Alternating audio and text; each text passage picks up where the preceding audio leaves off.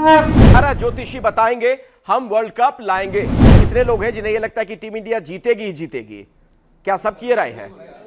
हाँ, बिल्कुल। आपको भी लगता है? लेकिन आज इंग्लैंड की टीम ने अपने प्रदर्शन से टीम इंडिया को चारों खाने चित कर दिया।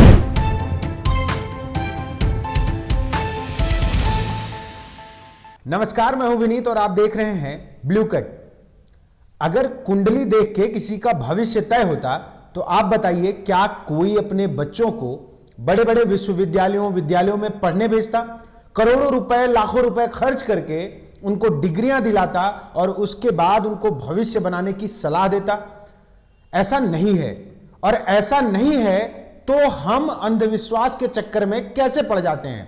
कैसे अंधविश्वास के बाजार में हम वो उपभोक्ता बन जाते हैं जिनका इस्तेमाल करके बिजनेसमैन करोड़ों कमाते हैं और हमें मूर्ख बनाते हैं? कैसे?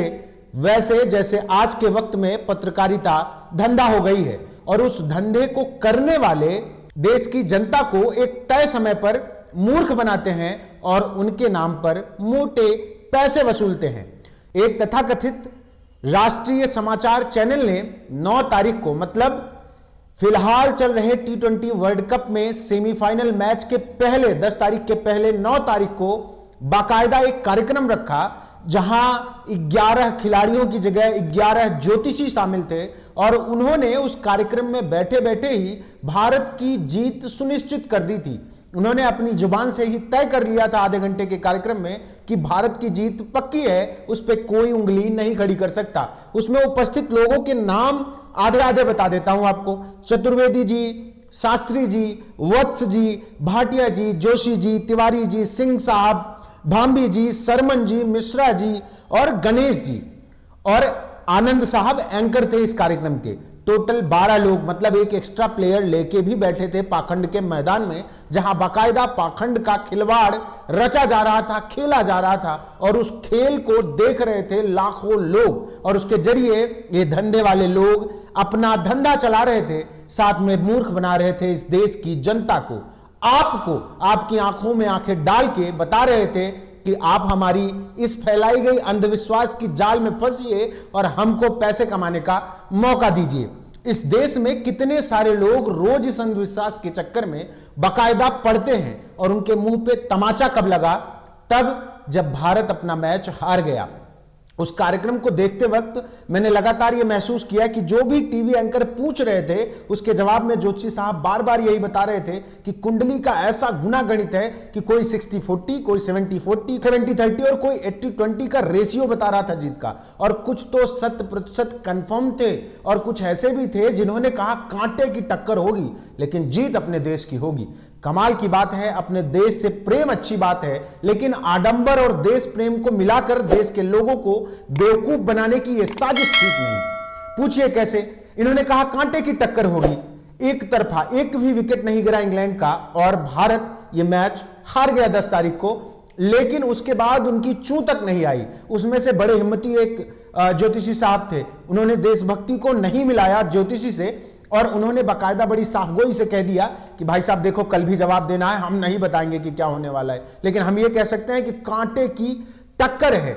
ओवरऑल 11 खिलाड़ी जो उस वक्त मैदान में थे और 12वां जो कि उनके लिए लगातार पानी और माइक लेके इधर उधर घूम रहा था, उन लोगों ने मिलकर तय कर दिया कि भारत सेमीफाइनल जीत चुका है और कुछ ने तो यह भी कह दिया कि भारत फाइनल भी जीत गया है, वर्ल्ड कप भारत आ रहा है। और बाकायदा रोहित शर्मा, विराट कोहली की कुंडली पर भी विशेष चर्चा हुई और उस चर्चा में बाकायदा भारत की जीत सुनिश्चित कर दी गई। इस पूरी कहानी, इस पूरी गाथा का उद्देश्य था आपको यह समझाना कि पाखंड, आडंबर और अंधविश्वास के चक्कर में मत पड़िए। लेकिन मैं इसको आपको और ज्यादा समझाऊंगा। इतना समझाने के बाद आपको यह बताऊंगा कि क्या इस देश के बुद्धिजीवियों ने इस पर रिएक्ट किया, क्या विचार आए और किस तरीके से यह वाहियात हरकत लगातार चलती चली जा रही है। यह मैच सिर्फ भारत या इंग्लैंड के बीच में नहीं था। इस मैच को अंधविश्वास, विश्वास, वैज्ञानिकता, तर्क शक्ति के बीच की लड़ाई समझ लीजिए आप। ऐसे ही कुछ घटनाएं हैं जो हमको आपको बता देती हैं कि आखिर इस देश की दशा क्या है, हम किस दिशा में जाना चाहते हैं और हम क्या कर रहे हैं। किस तरीके से जो दावे किए गए उस पर बड़ी अच्छी एक टिप्पणी की है वरिष्ठ पत्रकार दिलीप मंडल जी ने। उन्होंने लिखा है कि ज्योतिष सवर्णों का मनरेगा है, जो पढ़ लिख नहीं पाते वो ये कर लेते हैं। उसके आगे उन्होंने एक लाइन और जोड़ दी कि SC ST या OBC ये फर्जीवाड़ा नहीं करते। कैसे? वो नाम हमने जो आपको 11-12 गिनाए थे वो आप देख लीजिए, आपको समझ में आ जाएगा कि इस फर्जीवाड़े के सिंडिकेट में शामिल लोग कौन हैं और इनको ये लाइसेंस किसने दिया कि ये बैठकर इस देश में अंधविश्वास भर रहे हैं। इस देश में अंधविश्वास को दूर भगाने के लिए लगातार सरकारें काम कर रही हैं। देश के प्रधानमंत्री तक कह देते हैं कि भाई साहब देखो, अंधविश्वास से दूर रहो, तर्कवाद की बात करो, वैज्ञानिकता की बात करो, कुछ नए आयाम खोजो इस देश में। और सिर्फ इतना ही नहीं, जरा आप और गहराई में जाएंगे तो आप पाएंगे कि एक साहब ने तो बकायदा सुंदरकांड की चौपाई तक पढ़ डाली थी।